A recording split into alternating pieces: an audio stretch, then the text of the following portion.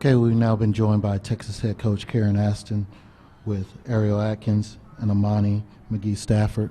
Coach, will you give us an opening statement to start us off? I think the first thing you have to say is hats off to Connecticut. They're a tremendous basketball team, and I say that in every sense of the word. They play the game at an extremely high level, defensively and offensively, and today was not a good day for us at all. I just didn't think that we were patient enough to not let them have extra possession after extra possession in transition. And then our defense just wasn't as connected as it needed to be. But again, credit to them. We took some chances early in the game, tried to take away Lewis's shots, and left some people open. And they shot the ball tremendously today, and Brianna was terrific. So again, hats off to them. They are a tremendous team. Questions for the student athletes first.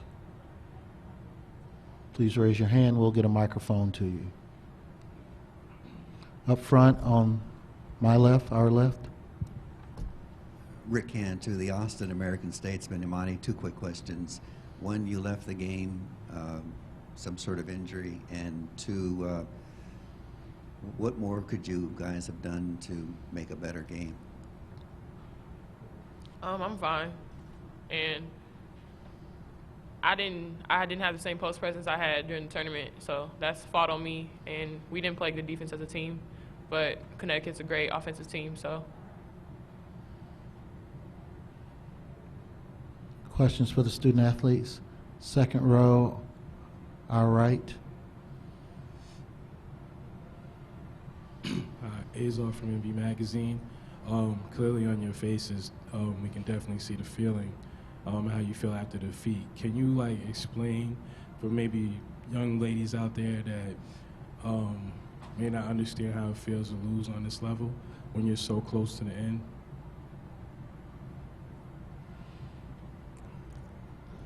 it's frustrating.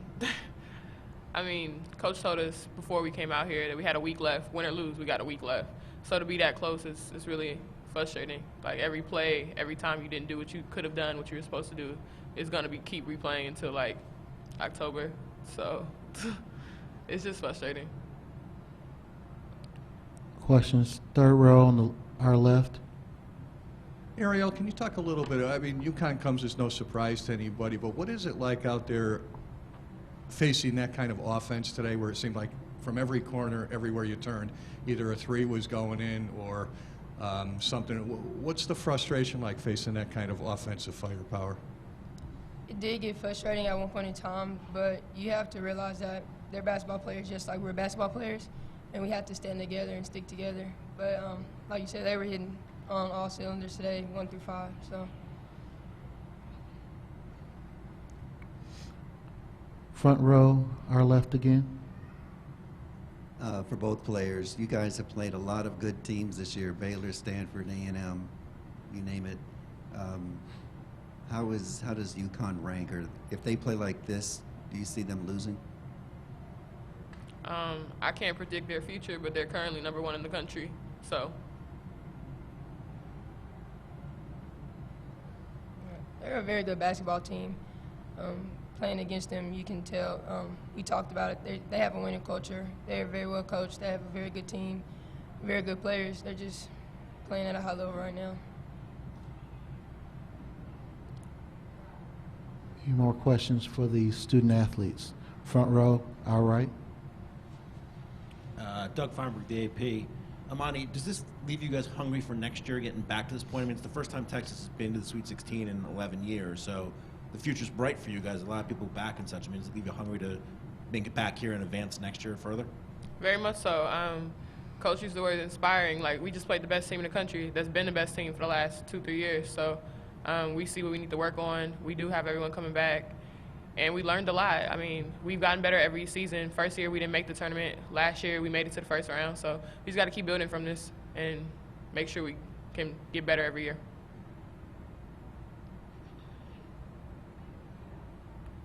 Any more questions for the student athletes?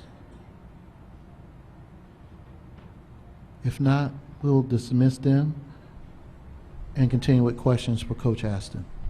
If you have a question, please raise your hand. On the far right, our right, behind the pole.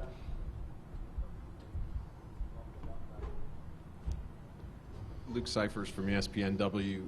Yesterday you talked a little bit about Connecticut's length, and I think they had 10 block shots today. What can be done to counter that kind of size and that quickness? I think you have to have an enormous amount of composure because the decision making is so critical. I mean, you look at our turnovers, and 18 is not good at all, but we've won a lot of games with that many turnovers. But you think about your shot selection and the times that you think something is open. And we talked repeatedly all week long in film about how they make things look open, and then you get down in there and you get stuck and you throw up something that is not a quality shot and it gets blocked a large percentage of the time. So hard to describe, even though you see it. I mean, we showed clip after clip of those same clips that you saw today, and it's hard to probably for them to realize that's not just because that's another team. It's the same thing's going to happen to us, and so it's very difficult. They do a terrific job of influencing the ball to their big people, and they get you sort of stuck, and your shot selection becomes turnovers. Second row, our right. What was your game plan going into the game to defeat Connecticut, and why do you think that it didn't work? I think it had a lot to do with how well they shot the ball, and you could start defensively on the fact that we really wanted to try to limit Lewis's threes and try to limit the touches in the paint. And Brianna shot the ball really, really well today from every spot on the floor. So she's a matchup nightmare, and we don't have an answer for her, and we knew that. So we wanted to get Imani into help and get our other players into help where they could help on certain situations, and it opened up things for other people. But then you look at the turnovers in the first half. They created a lot of transition buckets for them.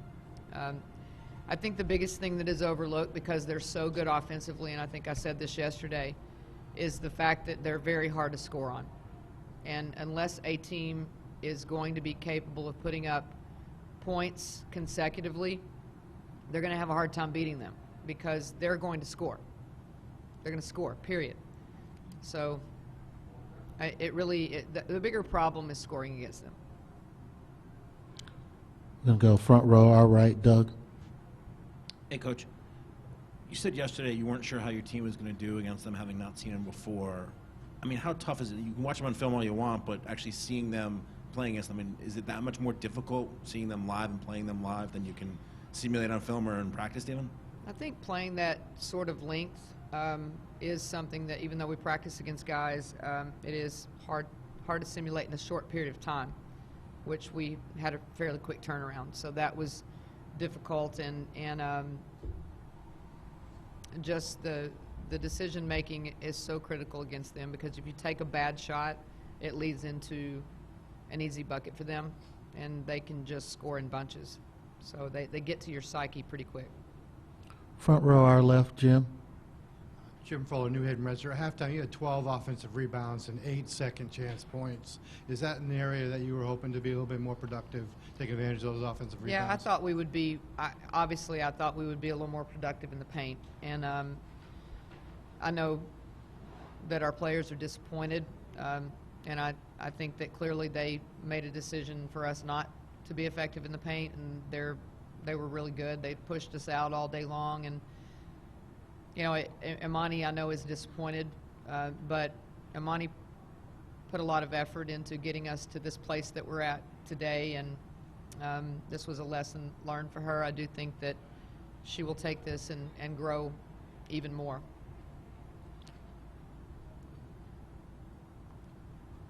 Coach, 2 quick questions. Imani didn't say why she left, and we don't know it tweaked a knee or leg or whatever. Basically, that was my main question. And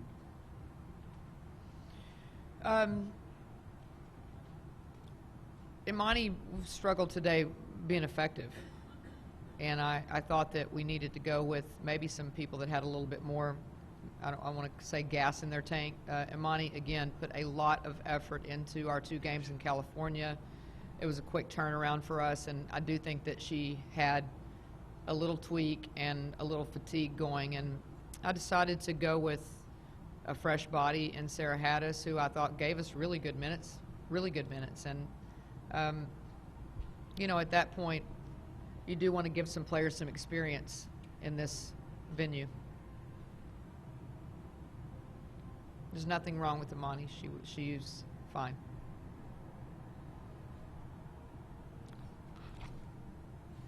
Roger. Roger Cleveland from the Waterbury Republican American.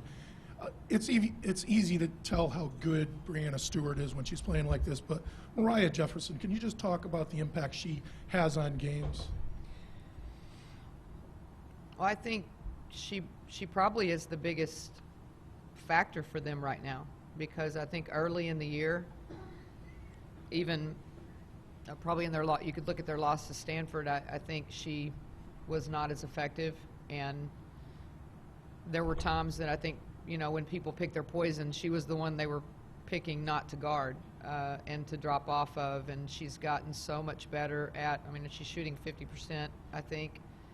So she's made it much more difficult to guard them because she's seeking shots, and her effectiveness has really spaced the floor for them where it's really difficult, really, really difficult.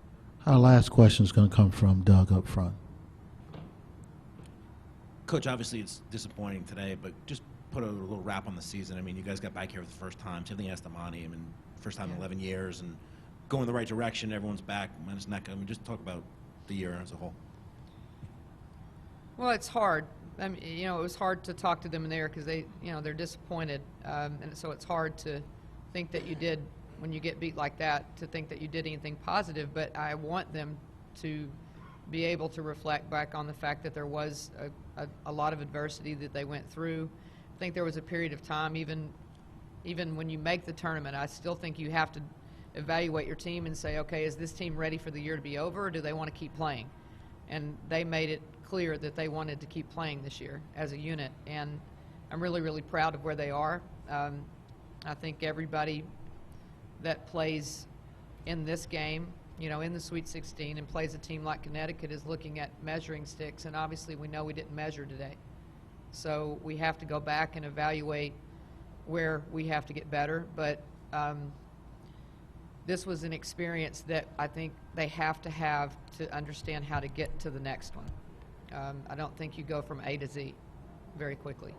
So I'm happy that we made another step with the program, and obviously we need to take another giant one next year. Okay, that's it. Thanks for joining Thank us. you.